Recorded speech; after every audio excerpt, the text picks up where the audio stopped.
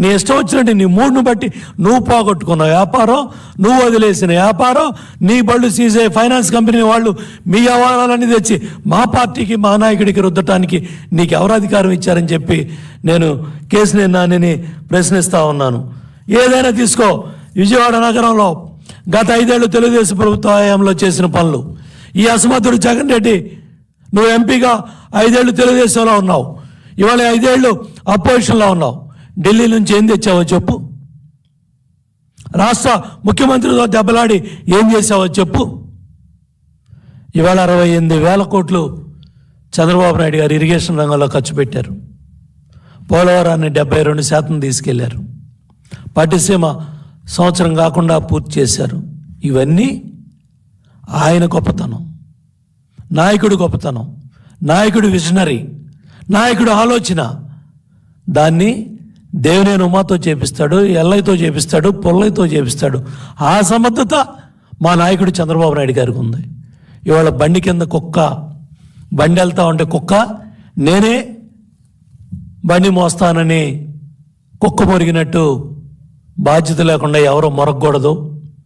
ఇవాళ అధినాయకుడు, ఆయనకున్న విజనరీ, ఈ రాష్ట్ర అభివృద్ధి కోసం అమరావతి వైభవం ఉన్నప్పుడు విజయవాడ నగర వైభవం ఎలా ఉంది? వ్యాపారస్తులను అడుగు, ఉద్యోగస్తులను అడుగు, సామాన్య కార్యకర్తలను అడుగు. ఇవాళ నువ్వు పార్టీ మార్చి చంద్రబాబు నాయుడు గారిని తిట్టేటప్పుడు 4 రోజులుగా ఉద్యమం చేస్తా ఉన్న అంగన్వాడీ అక్క చెల్లెలు నీ కనపడలా, రోడ్డు ఎక్కిన ఆశా వర్కర్లు నీ కనపడలా, దెబ్బలు తిన్న సర్వశిక్ష అభియాన్ ఉద్యోగస్తులు నీ కనపడలా. నిన్న టీచర్ల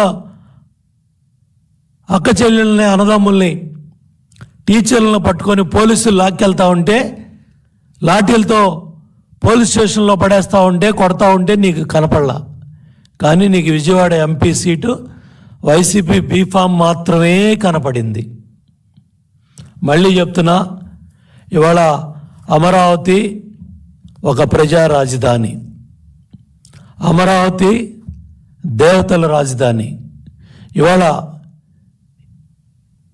ఆంధ్రప్రదేశ్ రాజధానిగా, అమరావతి ప్రజా రాజధానిగా తెలుగుదేశం జనసేన ప్రభుత్వం అధికారంలో రాగానే అమరావతి పూర్వ వైభవం, అమరావతి రాజధాని నిర్మాణం చంద్రబాబు నాయుడు గారి చేతుల మీద జరుగుద్ది.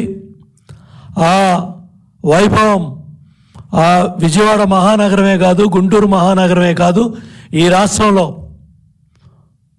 అన్ని పట్టణాలు, నగరాల్లో కూడా ఏ ప్రాంతంలో ఏ అభివృద్ధి అనేది చంద్రబాబు నాయుడు గారు, తెలుగుదేశం పార్టీ ఎప్పుడో చెప్పింది. అవన్నీ చేసి తీరుతాం. ఇవాళ ఉద్యమం చేస్తూ ఉన్న అమరావతి ఉద్యమకారుల్ని, రైతుల్ని, మహిళల్ని కించపరుస్తూ ఇవాళ